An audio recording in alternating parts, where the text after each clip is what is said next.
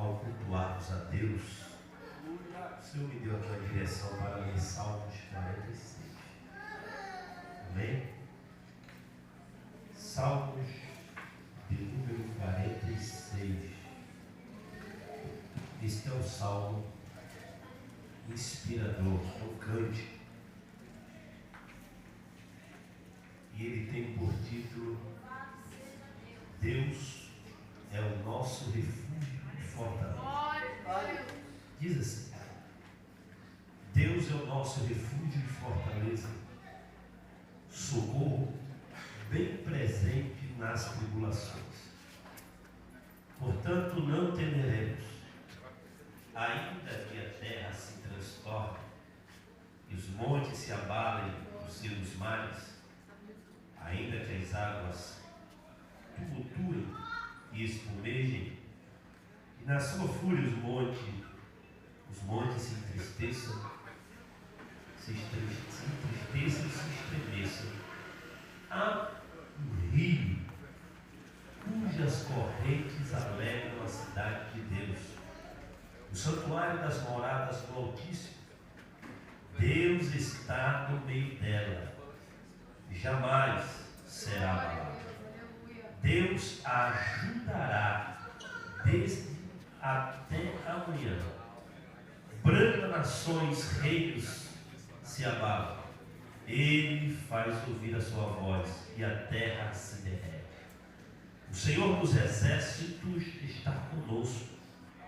O Deus de Jacó é o nosso refúgio. Vinde, contemplai as obras do Senhor, que desolações tem feito na terra. Ele põe um fim na guerra, até os confins do mundo. Quebra o arco, quebra a lança, queima os carros do fogo. Aquietai-vos e sabei que eu sou Deus. Serei exaltado entre as nações. Sou exaltado na terra. O Senhor dos exércitos está conosco. O Deus de Jacó é o nosso refúgio. Vamos orar, irmãos. Senhor, nós te glorificamos por estarmos aqui na tua presença. Fala conosco, Senhor, nesta noite, irmãos. Abra-nos a porta da tua palavra. Assim nós te pedimos no nome de Jesus. Pode sentar. Eu louvo a Deus por esta oportunidade de estarmos aqui, crescendo mais uma família que vai morar no céu. Aleluia! Crescendo os servos de Deus e tendo o privilégio de cultuar ao Senhor. Nós estamos vivendo um tempo bem difícil. Eu costumo dizer que nós estamos vivendo os últimos dias na face da terra. Se nós formos olhar pelo sistema que nós estamos vivendo, nós estamos em uma sociedade que está em queda livre. A cada dia as coisas estão acontecendo de forma terrível. Nós vivemos uma crise e parece que essa crise não é só uma crise econômica. Nós vivemos uma crise de identidade, uma crise de caráter, uma crise que vem abrangendo alguns setores da sociedade. E no meio dessa crise nós também podemos enfrentar uma crise que muitas das vezes ela assola o seio da igreja, que é a crise espiritual. Há muita gente falando sobre Deus, mas pouca gente está vivendo a vontade de Deus. Nós estamos vivendo um tempo que nunca se teve tantos pregadores como se tem hoje. Muita gente pregando. É bom que Deus continue levantando mais pregadores, mas nós estamos vivendo uma época em que as pessoas estão procurando se promover mais do que promover o reino de Deus. Eu viajo por aí, eu tenho observado em alguns países por onde nós passamos, que nós estamos precisando, irmãos, de levantar as nossas cabeças para buscar o Rei da Glória, porque Ele vai voltar. Nós estamos, se você for olhar para o palco escatológico, você vai ver que tudo está montado. Nós estamos na 10ª hora, a hora em que aponta para o dia do arrebatamento da igreja. No palco foco escatológico, você vai encontrar várias vertentes que te levam a entender que Deus está preparando algo para buscar a sua igreja. Se você olhar as profecias, as 318 profecias que apontam para os sinais dos últimos tempos, todas elas se cumpriram. Não tem mais para se cumprir. Os sinais aconteceram sobre a face da terra. Você vai olhar sobre guerra. Agora, há poucos dias, foi proclamada uma guerra contra Israel. O islamismo, alguns grandes deles lá, estão convocando 7 milhões de árabes para invadir Israel. Isso está prestes a acontecer, a não ser que Deus venha intervir para que o nome dele seja glorificado. Nós estamos vivendo uma época em que o amor se esfriou por se multiplicar a iniquidade. Nunca se viu um ser humano amar menos do que talvez um animal ama, porque nós estamos vivendo uma época de fim. Nós estamos vivendo uma época em que os sinais da natureza já apontaram para isso. Vivemos uma época que os sinais políticos apontaram para isso. Vivemos uma época que os sinais religiosos já apontaram para isso. Nós estamos na época do esoterismo, do misticismo, onde as pessoas têm vendido a sua consciência para tentar apresentar o Deus segundo o seu querer e não segundo o que está na palavra de Deus. Eu costumo dizer que nós estamos vivendo uma geração que é aquela geração que primeiro eu e depois Deus.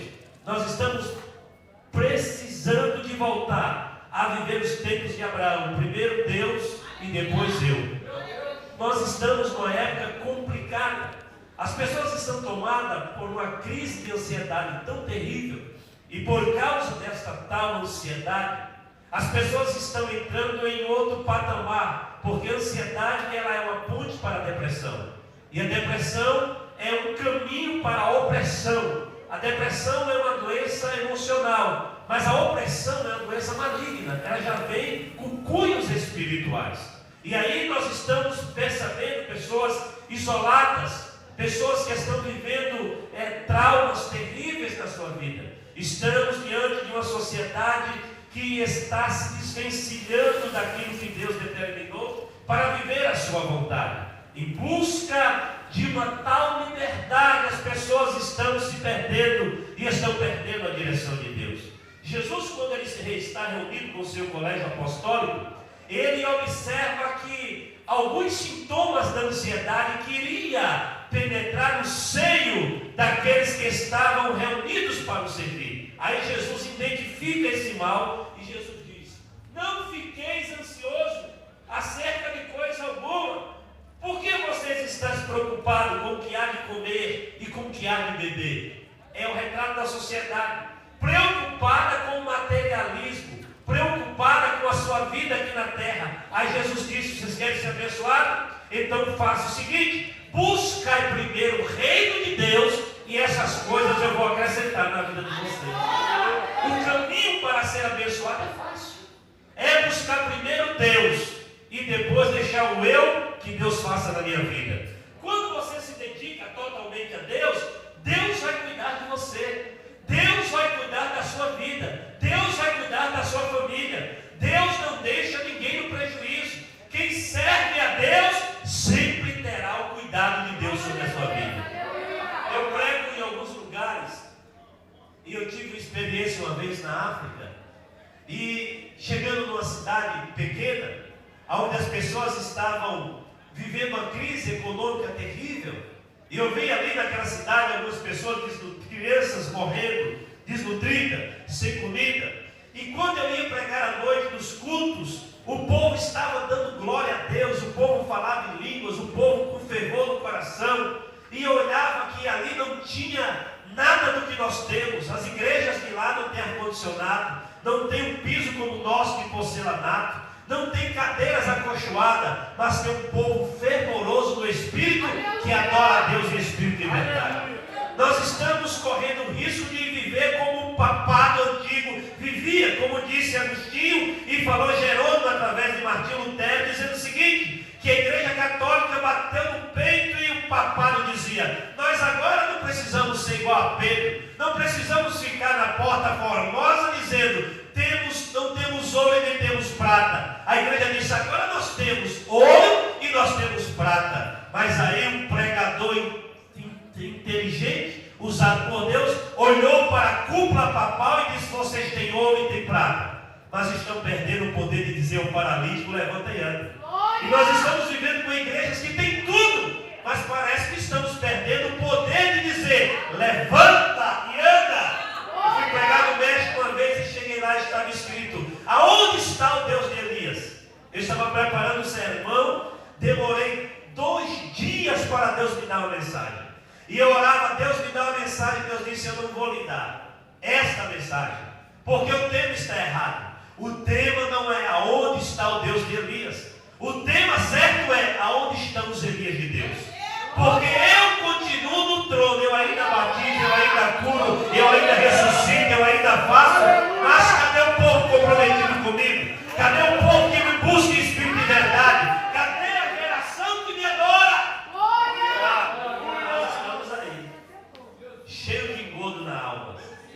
Cheio de engodo na alma. Estamos acostumados com o glamour do gospel. Aleluia! E aí nós vamos entender que nada disso é verdade. Jesus está buscando um povo que o adore em espírito e em verdade. E ele diz: e chegará um tempo em que os adoradores, os verdadeiros adoradores, a palavra verdadeira quer dizer original, os originais me adorarão em espírito e verdade. Não importa em que situação você está, o importante é que se você é verdadeiro, você vai adorar. Está na prova, está dando glória. Está na bênção, está dando glória. Está difícil, está dando glória. Está apertado, está dando glória. Por quê? Porque eu sei que o meu Redentor vive e ele há de se levantar em favor da minha vida. E aqui nós lemos o Salmo 46. E aí chama a minha atenção a história deste salmo. Esse salmo, ele é um cântico, e conhecido através de alguns que propagam os estudos da Bíblia, que ele foi cantado como louvor a Deus, engrandecendo ao Senhor por uma grande vitória. Esse salmo inspirou Martim Lutero a cantar o hino Castelo Forte é o meu Deus. E quando nós lemos esse salmo, nós vamos entender que este salmo apresenta características de Deus, que ele apresenta para a sua igreja como o Senhor, cuidador, protetor e provedor da sua igreja. Aí o salmo, ele chama a nossa atenção, principalmente a minha atenção, porque o salmo, ele deriva-se de um termo hebraico chamado Tehillim. Na verdade, ele começou, falado pelos rabinos, como cânticos a Deus, o livro dos Salmos.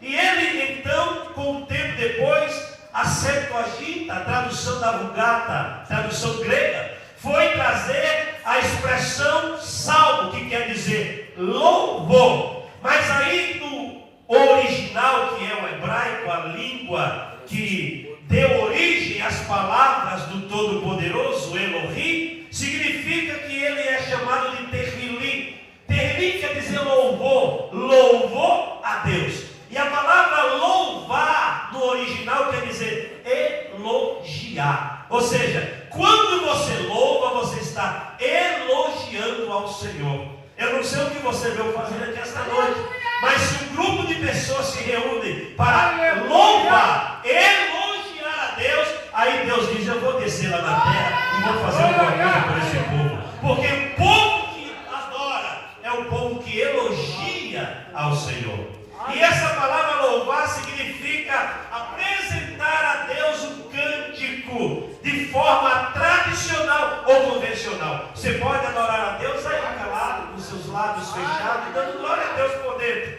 Mas se você for olhar a tradução grega, ela vai mais além, porque ela fala que este salmo é conhecido como Peusamoi. E a palavra Peusamoi significa músicas que devem ser acompanhadas por instrumento de corda através de um cântico de muitas vozes. Ou seja, 2 tipos de adorador. O adorador do Tehillim é aquele que vai adorar e pode adorar na sua essência, calado. Tem gente que não dá um grito dentro da igreja. Você parece que ele está, olha para ele, parece que ele está dormindo, mas ele está adorando da forma que ele sabe adorar. Mas já tem uns crentes que eles estão lá enquadrados no Belsamório. Eles são os crentes que cantam com muita voz. Eles são os crentes barulhentos. Eles não conseguem ficar calados. Eles dão glória, dão aleluia, dão rajada de línguas estranhas, porque estão adorando a Deus da mesma forma. Então você adora a Deus, ou calado ou gritando. Nós temos que adorar ao Senhor, porque Ele é o Deus Todo-Poderoso. E aí esse salmo ele vai nos trazer a ênfase de que devemos cantar, devemos adorar ao Senhor, devemos elogiar ao Senhor. E aí começa esta expressão quando o salmista diz: Deus é uma afirmativa. Ele está dizendo que Deus é. Eu estava observando aqui que quando nós estamos trazendo a expressão daquilo que Deus é, você aprende duas verdades. Primeiro, o salmista ele vai dizer o nome de Deus. E o nome de Deus aqui, ele pode se apresentar de várias formas. Nós conhecemos Deus como Yahvé, como Elohim, mas o nome mais próximo de Deus é Ud-Vav-Reis, que significa aquele que está acima, que tem o controle e que faz todas as coisas. Mas aqui neste salmo, você vai ver Deus se apresentando de várias formas.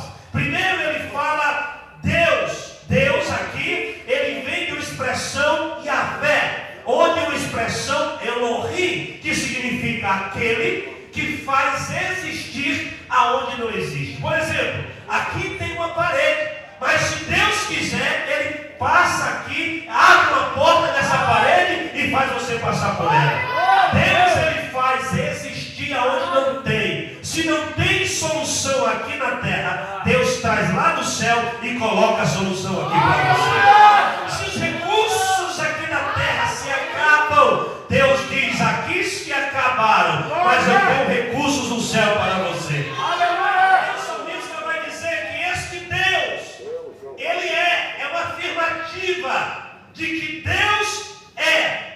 E aí nós podemos entender que ele vai apresentar características do que Deus é. Ele diz: Deus é refúgio, fortaleza e socorro. Ele dá três características de Deus. Deus, ele é refúgio. E a palavra refúgio quer dizer um abrigo em tempos de crise, um abrigo em tempos de guerra. O mundo está se voltando contra você. Aí sabe o que Deus faz? Ele abre as suas asas, Salmo 91, a sombra do Onipotente protege você de toda obra de Satanás. Por isso que o diabo vem, as calúnias vêm, a fofoca vem, a mentira vem, o desemprego vem, o inferno vem, mas não atinge aquele que está debaixo das asas de Deus. Por quê? Porque está refugiado, escondido. Se alguém estiver atravessando uma fronteira e ele cometeu um crime num país e atravessar para outro país e ele pedir asilo, ninguém pode tocar nele lá, porque ele está refugiado, está protegido por aquela comarca. Você, quando está em Deus, você está assim, protegido. Há uma linha divisória entre Brasil e Bolívia, que na época das guerras, dizem que os bolivianos tentavam matar um grupo de brasileiros, e quando eles atravessaram aquela linha imaginária que iam tirar, o seu comandante disse: parai, porque ninguém pode mais tocá-los. Agora eles estão sob proteção do seu estado. A linha que dividia aqueles dois países representa a mesma linha que nos divide entre o bem e o mal. Satanás, ele até quer tocar em você, mas tem uma linha chamada sangue de Jesus, e por causa desse sangue ele não pode tocar em você. Ele até quer. Se Deus abrisse um telão aqui e mostrasse tudo que o diabo quis fazer conosco de uma semana para cá, nós estaremos de joelho dando glória a Deus aqui. Se Deus te mostrasse quantas balas ele desviou de você, se Deus te mostrasse quantos acidentes ele nos livrou, nós estaremos aqui adorando a Deus. Há um trabalhar no mundo espiritual que você não vê. Há uma sombra que te protege, que te cobre. De dia o sol não te molestará. Quando o povo estava no deserto,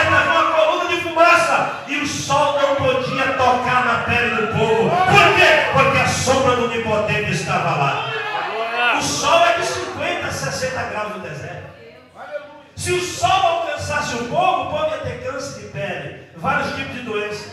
Mas a sombra que Deus colocou sobre a coluna de fumaça protegia o povo de todos esses males. Assim é o Senhor, o teu refúgio. Você está guardado debaixo das mãos do Deus Todo-Poderoso.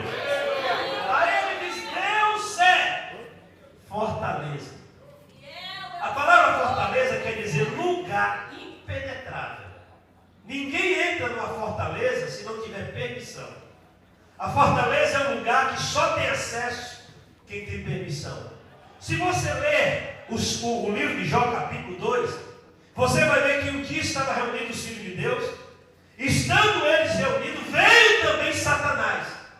E o texto nosso, que é mais defasado, uma tradução milenar, essa tradução que nós usamos, ela é muito defasada. É uma tradução milenar. Mas o texto mais próximo do original diz que também veio Satanás de rodear a terra, passear por ela, e veio Satanás servir. No original diz que ele veio servir ao Senhor. Satanás, ele se apresentou como alguém que é dominado. Já diz Lutero que Satanás é como um cachorro na coleira de Deus. Ele só vai até onde Deus permite. Porque ele tentou tocar em Jó, e Deus disse: olha, tu vai até tal lugar, mas na vida dele tu não pode tocar. Ou seja, Deus é a fortaleza. O mal só chega se houver uma permissão de Deus. Então esse negócio que tem por aí, cuidado, que o diabo vai te arrebentar. O diabo só pode tocar se Deus permitir. Ele não pode passar na frente da ação de Deus na tua vida. E esta noite eu profetizo sobre a sua vida.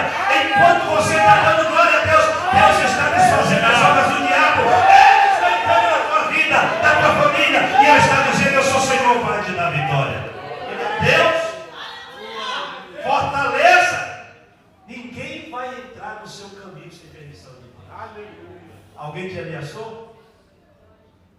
Você está sofrendo alguma perseguição? Está vivendo alguma luta grande? Não temas. Só chega em você quem Deus permitir que chegue até você. Só vai até você se Deus permitir. Se Deus tiver um propósito. Se Deus não permitir, nada, praga alguma, está na Bíblia, chegará à tua tenda. A tenda era a casa de antigamente. Se fosse hoje, dizer, praga alguma chegará no teu prédio, na tua mansão, na tua casa. Praga alguma chegará na tua família. Porque você está na fortaleza. Depois ele diz: ele é fortaleza. Socorro. Ele é socorro. A palavra socorro denota de uma expressão de salvar, ou salvação, que significa alguém que está em estágio de último na sua vida, ou alguém que precisa de uma última mão. Só chega alguém a pedir socorro quando está morrendo. Enquanto alguém está na água e ele pode nadar, ele não pede socorro. Alguém só vai pedir socorro quando perde o controle, que começa então a descer, a afundar, a afogar, aí começa a pedir socorro. Deus está dizendo: eu sou o teu socorro nas horas incertas. Quando você não tiver mais força e não poder nadar no mar da vida, pode me chamar, que eu chego para te dar vitória. Quando você não aguenta mais, eu apareço para entrar com providência na tua vida e fazer o milagre que você precisa. Há momentos da nossa vida que nós estamos precisando de socorro. Tem horas que é difícil. Tem horas que parece que não vamos suportar. Tem horas que é vontade de abandonar tudo, largar tudo. Como diz o ditado popular, chutar o pau da barraca. Tem horas que a coisa está feia, mas é nesta hora que Deus aparece para te tirar de uma situação difícil. É no momento de aperto que Deus se apresenta para livrar você e dar vitória para você. Ele diz: Deus é o nosso socorro. Aí ele diz: bem presente nas tribulações. Que palavra forte. Bem presente. Sabe o que significa bem presente? Significa que Deus está constantemente do teu lado. Em Salmo 121 diz que Ele não tosqueneja. Ou seja, Deus nem pisca, irmão. Ele não dorme. Ele está do teu lado 24 horas para guardar e proteger você. Você pode até me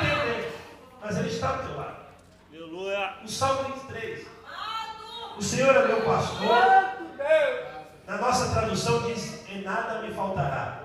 Numa tradução mais próxima do original diz, o Senhor é o meu pastor e não me faltará. Só isso. Significa o seguinte, que Deus não vai faltar a você, seja qual for o momento que você está passando. Se você está na prova, Deus não vai faltar, Ele vai estar contigo lá para te dar a vitória. Se você está na abundância, Ele não vai faltar, está contigo lá para te dar a bênção. Ou seja, não importa qual é o momento, Deus está dizendo, eu estou presente contigo. Tem horas que você não está vendo, porque Deus está em silêncio. Só que o silêncio de Deus esta noite vai ser quebrado em favor da sua vida. Deus está em silêncio para muita gente, mas Deus é Deus que quebra o silêncio e entra com providência. E Ele diz, olha, bem presente nas tribulações. O que é tribulação? Tem várias vertentes para se entender tribulação. Mas uma delas é estar em um canto, apertado, sufocado e sem saída. Nem pela direita, nem pela esquerda, nem por nenhum dos seus lados. Estar em tribulação é estar sem saída, é estar sufocado. A palavra tribular significa estar com o pé no pescoço de alguém. É como se alguém tivesse sendo amassado até a morte. É como se você estivesse em um momento que não tem a quem recorrer. Ele disse que nessa hora Ele também é socorro na tua vida. Quando você está cercado por todos os lados, não tem saída na direita, na esquerda, nem embaixo, você olha para o céu de onde vem o socorro, porque Ele vai dar vitória para você. Então, se você toca esta noite, pastor, eu estou atribulado de problemas, é muita luta, eu não sei o que fazer. Pastor, não tem mais jeito. Eu quero dizer a você que o Deus que eu estou pregando, Ele é o jeito que dá jeito naquilo que não tem jeito. Pode não ter jeito para você, mas tem jeito para Ele. Ele tem uma saída para você. Ele diz que Ele é socorro bem presente nas tribulações. Aí, Ele vai mais além. Pelo que não devemos temer. Ele está dizendo para você, em momento algum, temer. A palavra temer é ter medo. Mas o medo sempre nos serve.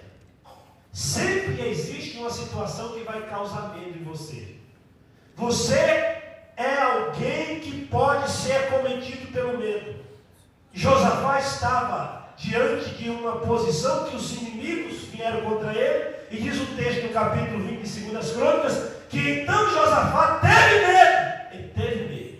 Mas o que Josafá teve, ele não deixou dominar ele. Porque o medo veio, ele não pode dominar você. Porque o medo, quando domina, ele paralisa você. Ele tira você do circuito de ação. Ele deixa você na caverna. Por que Elias foi para a caverna? Porque teve medo de Jezabel.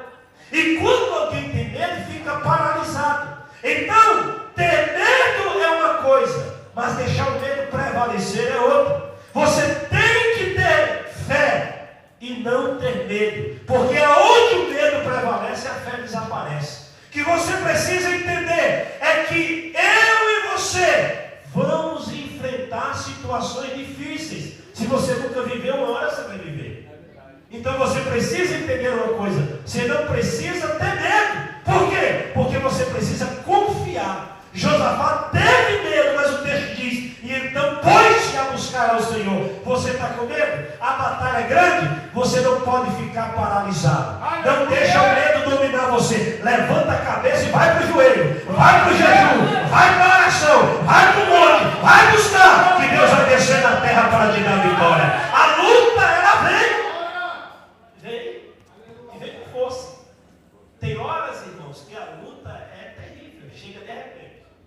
Ela não manda e-mail, não manda recado, não vem pelo WhatsApp, não se apresenta no Facebook. Ela chega de repente. De repente você vê as coisas virar na sua vida. Mas se você confiar no Senhor, Deus pode organizar a tua vida. Deus pode colocar tudo que está fora do lugar, no lugar novamente. E o nome dele ser glorificado. Que você precisa entender uma coisa: você não pode se entregar às circunstâncias a qual você está vivendo. São momentos de angústia, você tem que encarar uma coisa: eu estou na luta, eu estou na guerra, eu não vou ficar aqui dando uma de pobre coitado, eu vou me levantar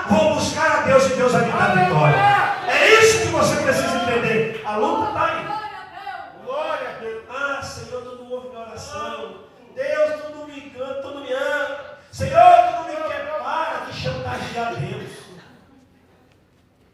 Me perdoa a expressão, toma vergonha. Levanta a tua cabeça e vai orar. Tem gente que acha que chantageia Deus, Senhor. Ele se sente um pobre coitado, né? Ele é o mais fragilizado, penalizado da igreja. Senhor, tu não me ama. Eu acho que eu nasci só para sofrer. Senhor, é melhor morrer do que viver o que eu estou vivendo. Deixa de ser covarde, rapaz. Levanta a tua cabeça, vai orar, que Deus está te passando nessa prova para te exaltar.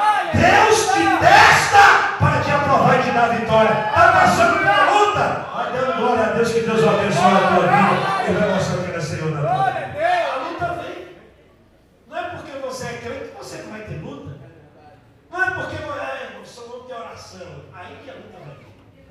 Ah, eu sou um crente de fé, se prepara. A luta vai vir. Ah, eu sou um crente de canela de fogo. Quero ver a canela de fogo na hora que a luta chegar. A canela acaba, o fogo se apaga, e daqui a pouco está lá no baile funk dançando, tomando cerveja, dizendo que não aguentou ficar na prova. Levanta a tua cabeça, irmão, vai buscar a Deus. É tempo de você entender uma coisa: Deus está contigo. Você está entendendo? Deus está contigo. Vai vir luta, vai vir prova, vai vir crise, vai vir batalha, mas você vai vencer a luta, a batalha, a crise. E lá do outro lado você vai cantar o hino da vitória, porque Deus é fiel para te abençoar. Pelo que não devemos temer. Aí ele faz uma suposição. Veja que é uma suposição. Ele diz, ele usa um cenário de catástrofe de ordem natural. Ele diz, ainda que a terra se mude para o meio dos mares, os montes se lancem dentro das águas. Ele diz, ainda que as águas se tumultuem e se espumem, e na fúria os montes se estremeçam. Ele diz ainda, são situações de cataclisma. E às vezes nós enfrentamos cataclisma nas nossas vidas. Eu fui pregar uma vez em Portugal, eu já tinha ido outras vezes, tinha dado tudo certo. Mas a última vez que eu fui, quando eu cheguei na imigração, eles disseram que eu não podia entrar em Portugal, que eu estava ilegal. E eu não estava ilegal, estava tudo certo. Mas aí eles resolveram implicar comigo. E me levaram para o Chilindró, como diz ali no Nordeste. Eu fiquei preso em Portugal, na imigração, sem poder entrar no país. E aí, eu cheguei lá às 6 horas da manhã, é um voo longo, você atravessa o oceano, cheguei cansado, e eu só queria ir para o hotel e descansar. E aí me levaram e me colocaram lá no meio dos 200 muçulmanos. O camarada gritava o dia todo, eu falei, vamos explodir tudo aqui. É aquele tempo que o povo só falava que tinha bomba por tudo quanto era. Eu falei, eu vou morrer, lá no Brasil eu vou morrer aqui, que coisa maravilhosa, hein? E aí, eu estava lá orando, e teve uma hora que eu falei, Santo, mas eu não vou orar não. Eu vou comer o que esse povo vão dar aqui. E o camarada me falou, olha, segue aqui um bacalhau. Já viu bacalhau? Bacalhau daqui é fresco, não é igual no Brasil. Bacalhau é igual você compra um peixe na peixaria. E eu vou comer a comida desses camaradas aqui, eu vou dar glória a Deus. Deus quer alguma coisa comigo aqui. Eu vim pregar e estou preso? Então eu vou dar glória. E aí passou, só que eu pensei, daqui um pouco, alguém vai me tirar daqui. Só que passou 10, 11, 12, 13, 14, 15, quase 6 horas. E cadê ninguém me tirar daquele lugar? E aí o Paraíba ficou nervoso. Eu fui lá no canto, os camaradas estavam lá, ajoelhados, adorando lá, e eu dobrei o joelho para falar com Deus. Falei, Senhor, tanto lugar para mim pregar, eu vim pregar aqui. E agora eu vou ficar preso aqui nesse lugar. Por que estão passando por isso? A gente dá uma mania de perguntar por quê, né? E eu aprendi naquele dia que não é por quê. Nós temos que perguntar para quê, né? Para que o Senhor me está passando essa prova? E aí Deus falou comigo, daqui a 25 minutos vai entrar um homem por essas portas. E eu te trouxe aqui porque esse homem é muito valioso para mim. E eu esperei o momento dos 25 minutos que eu estava ficando incrédulo. Eu marquei no relógio 25 minutos. 25 minutos entre o camarada dos 2 metros de altura e os caras levaram e colocaram ele lá e Deus disse, vai até ele. E eu fui até ele, saudei aquele camarada. Eu não sabia qual era a língua dele, mas eu disse, a paz do Senhor. E ele me respondeu em português, a paz do Senhor. E quando eu segurei na mão dele, Deus me tomou em profecia. Desceu o manto dentro daquela cadeia ali. E os muçulmanos ficaram olhando o mistério acontecendo ali. E Deus falou com aquele moço. E quando Deus terminou de falar, ele disse, pastor, eu estou vindo da África. O meu irmão é um dos presidentes de uma das grandes igrejas na Nigéria, no Zimbábue e em outros lugares que ele falou. E eu conheci uma mulher pela internet. E eu estou largando a minha família, meu ministério, para encontrar com essa mulher aqui na Europa. E eu chorando disse, Deus, se tu me amas e ainda me dá uma chance, usa um profeta que seja branco, mas mais do que eu e fale português. Sobrou para quem, irmão? Para eu. Tanta gente no mundo veio, logo eu. Tinha tanta gente, mas sobrou para mim naquele momento. E ali Deus fez uma obra, até hoje eu prego na África através desse negócio. O homem está lá abençoado, Deus trabalhou, Deus fez a obra, Deus me exaltou e eu saí de lá dando glória a Deus. O que eu quero dizer a você é que às vezes Deus permite você passar por situações difíceis. Não é para te humilhar, é para o nome dele ser glorificado. E o nome do Senhor vai ser glorificado naquilo que você está vivendo. O que você está passando é só uma fase. Só uma fase. Por que só uma fase? Porque toda fase tem 3 etapas: início, meio e fim. E eu vim aqui esta noite dizer a alguns que estão aqui que você está no fim da sua fase. Deus vai te exaltar e vai te dar vitória. Aguenta mais um pouco, ainda que haja uma catástrofe ao teu redor, continua glorificando, porque Deus é fiel na tua vida e Deus vai te dar vitória. E aí ele diz assim, no versículo 4, ele diz, há um rio cujas correntes alegram a cidade de Deus, o santuário das moradas do Altíssimo. Deus está no meio dela e não será abalada. Convicção, não será abalada. E aí a cena seguinte que nós vamos observar, esse salmo deu origem quando Senaqueribe foi invadir Jerusalém. O rei Ezequias estava cercado. 185 mil soldados cercavam Jerusalém. E as palavras que vinham dentro do palácio era que Deus nenhum fará com que vocês escapem das minhas mãos. Eles estavam pressionados, cercados, sendo ameaçados e atribulados. E aí a história diz que lá em Jerusalém, a água que existia corrente mais próxima ficava a 11 quilômetros de Jerusalém, lá no rio Giô. E aí Ezequias, ele construiu um aqueduto, ele fez uma tubulação de água, saindo do rio Giô até a cidade de Jerusalém e descendo essas águas no tanque de Siloé. Diz que era uma tubulação subterrânea. E então os adversários ameaçaram cortar o abastecimento de água e dizer, vamos vencer o povo no cansaço. Se a água acabar, nós vamos vencê-lo, vamos ficar fracos, com sede e sem condições de fazer comida. E quando eles mandam a notícia dizendo, olha, cortaram a tubulação de água, e eles foram orar, Deus bradou do céu e disse, não se preocupe com as águas da terra, porque se as águas daqui de baixo se acabarem, lá no meu trono tem um rio, e esse rio vai trazer providência para a cidade de Deus. Aí Deus diz para o povo, não fiqueis preocupados, porque se os recursos daqui de baixo se acabam, eu tenho uma fonte eterna no meu trono para trazer vitória para a sua vida. Eu não sei o que você está passando, mas às vezes os recursos se acabam.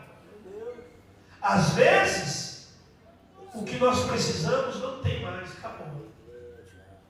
Os recursos se esgotaram na terra. Tem recursos de sobra do céu para nós. E eu profetizo esta noite em nome de Jesus. Deus está trazendo provisão para você. Aleluia. Você crê que Deus está trazendo provisão para você? Glória a Deus. Eu profetizo, levante as suas mãos, eu vou liberar a palavra para você. Eu profetizo que entre 15, 30 e 60 dias vai haver um sinal de Deus na vida de pessoas aqui nesse lugar. Eu ministro a providência de Deus, e se você quer, glorifique o nome do Senhor, porque Deus é fiel para te dar vida. Vai chegar uma providência de Deus na sua vida, porque ainda que se acabem os recursos da terra, tem recursos do céu. E ele diz desta maneira: Deus está no meio dela.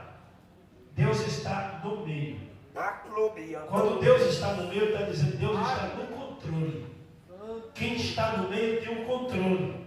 Às vezes eu perco o controle das minhas situações.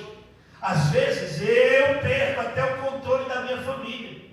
Às vezes eu posso perder o controle da minha vida financeira.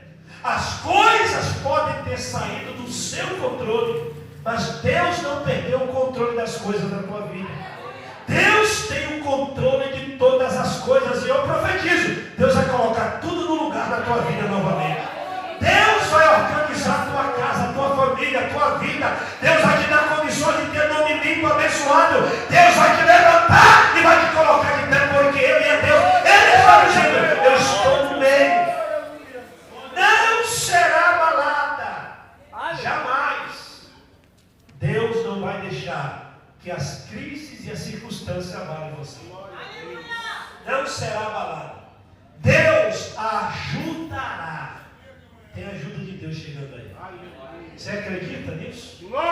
Então profetiza para o teu irmão, fala: está chegando a ajuda de Deus aí. Viu, pastor? Está chegando a ajuda de Deus aí nos seus projetos.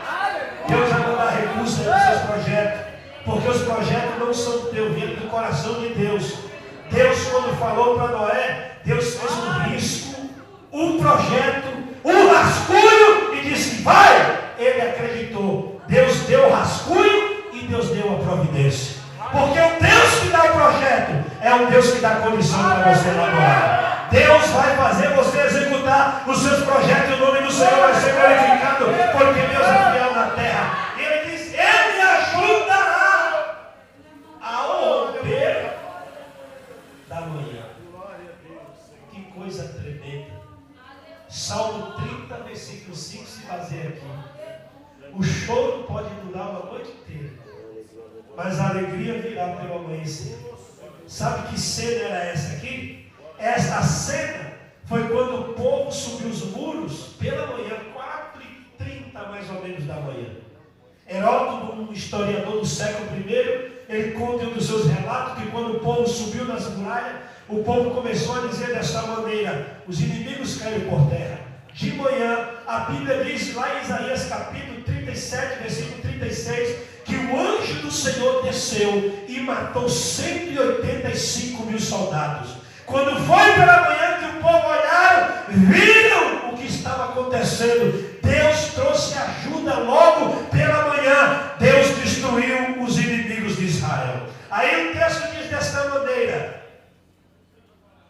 Ele faz ouvir a sua voz e a terra se derrete. O Senhor dos exércitos, o Deus das armas, El Alon, Jeová de Sabaote, o Senhor da justiça. Ele virá, o Senhor dos exércitos está convosco. O Deus de Jacó é o vosso refúgio. Aí ele diz: vinde contemplar. E esse cântico aqui foi quando o povo se juntou, porque as nações vizinhas diziam desta maneira: e agora? Israel vai perder a guerra. Então eles se juntaram e subiram nos muros, batiam nos pés e diziam: olha, venham vocês ver o que Deus fez por nós aqui nesse lugar. Sabe o que eu aprendo aqui? Duas coisas.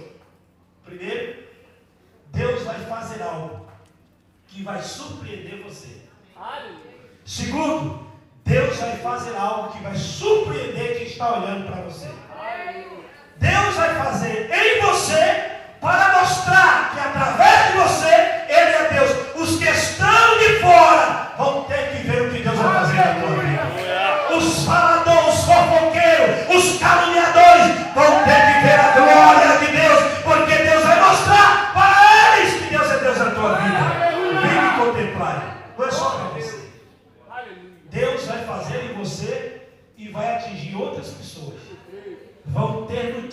Deus vai fazer na sua vida. Vinde e contemplai que desolação tem feito na terra. Foi um cenário de catástrofe. Ele põe o termo na guerra. Deus que acaba a guerra. Tem alguma guerra na sua vida? Deus vai entrar com providência e vai acabar com essa guerra. Ele põe o termo na guerra. Quebra o arco e corta a lança. Queima os carros no fogo. Foi essa visão que o povo tiveram. Viram o exército tudo no chão, os carros quebrados, viram as lanças partidas ao meio, e eles olhavam e diziam: o Senhor dos exércitos está conosco, o Deus de Jacó é o nosso refúgio. Aí eles olharam para tudo que Deus fez e disseram: aquietai-vos. Oh, aleluia. Aquietar. A palavra aquietar aqui quer dizer não se mova. Não tome nenhuma decisão. Deus vai trabalhar por você. Deus vai pelejar por você. Ficai parado, aquietai-vos e sabei que eu, disse o Senhor, sou Deus. Sou exaltado na terra, sou exaltado no céu. Sabe o que significa isso? Entre uma dimensão do Beit Hamikdash, lá dentro do templo do Senhor, onde está a Arona Kodesh, que é a arca da aliança, entre a terra e entre o céu, quem manda é Deus. Deus está trabalhando nas duas dimensões a teu favor. Não tem demônio que vai ficar de pé, porque Deus vai derrubar toda a obra do diabo, vai cair por terra, porque Deus está dizendo: eu estou operante na tua vida. O sistema de Deus está operante na tua vida. E ele diz, para encerrar: serei exaltado sobre a terra, serei exaltado entre as nações, sou exaltado na terra. O Senhor dos exércitos, Deus da guerra. Diga comigo: Deus da guerra. Deus da guerra. Olha para o teu irmão agora, diga: Deus da guerra. Deus da guerra é quem está contigo, é quem está conosco. Diga para ele: eita, glória a Deus. O Senhor dos exércitos está conosco. O Deus de Jacó é o nosso refúgio. Aleluia! O Deus de Jacó. O Deus de Jacó. Aleluia! É o Deus das experiências sobrenaturais. O Deus de Jacó é aquele que olhou para Jacó diferente do que o povo olhava. Porque quem olhava para Jacó dizia: o enganador. E Deus dizia: para mim, ele é o meu servo. O povo olhava para Jacó e dizia: olha, ele é manco. E Deus dizia: ele é meu guerreiro, porque ele lutou comigo até a alma e ele não desistiu. Alguém olha para você e diz que você é tantas coisas, mas não importa o que as pessoas acham de você. O importante é o que Deus diz de você. Aleluia. Fique de pé, por gentileza. Olha, mensagens positivas, versículo por versículo, para você entender que Deus é contigo em todas as etapas da tua vida. Eu não sou o pregador que faz agitação.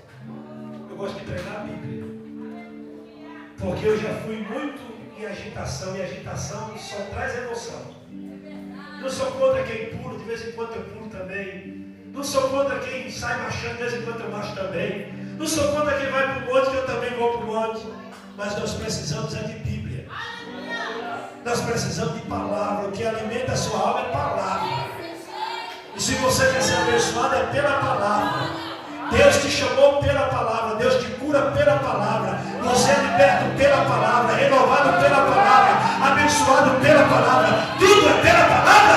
É pela palavra que Deus abençoa a sua vida. Então, se você quer ter uma vida abençoada, é pela palavra. Aqui não tem profecia de homem. Eu falei a profecia de Deus. Eu posso aqui falar para você uma coisa e não se cumprir. Mas o que eu falei aqui na palavra vai se cumprir na sua vida. Porque eu estou pregando a palavra para você. E essa noite eu quero orar por você. Eu não sei o que você veio buscar aqui esta noite, mas eu tenho certeza que pela palavra hoje Deus está abrindo uma porta para algumas pessoas aqui nesse lugar. Eu quero dizer para o Senhor, pastor, fica firme. Não importa o que está acontecendo. Não importa o que o diabo trama contra a tua vida. importante é colocar a vida diante de Deus e continuar buscando. Porque a obra, o Senhor aqui é só um servo. A obra dele. E como a obra dele, ele vai mandar recursos, porque ele quer que a obra dele cresça. E o nome dele vai ser glorificado aqui na terra. Levanta suas mãos assim, igreja, para o céu. Senhor, em nome de Jesus, nós estamos na tua presença. Ora, Massuri, Coma, Jova, Séria. Ó Deus, eu sinto a tua presença nesse lugar. Uracassuri, Queimandou e Calamaraué. Deus é um mistério de fogo na terra. E o Senhor é o Deus que peleja. Toma nossas vidas em tuas mãos, Senhor. Confirma a tua palavra. Eu ministro sobre esta igreja que o tempo de cantar chegou. Se você crê nessa palavra, olha para o irmão que está ao seu lado e diga para ele: tem providência de Deus aí chegando para você. Se você crê, dá um abraço nele e diga: o tempo de cantar chegou. Deus te abençoe no nome de Jesus.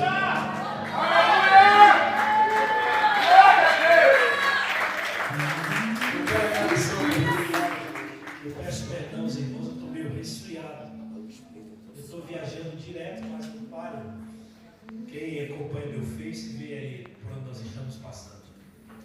E nós vamos viajar agora, próxima semana, uma viagem longe, longa. Eu preciso que os irmãos orem por nós. Porque o ministério da palavra é um ministério muito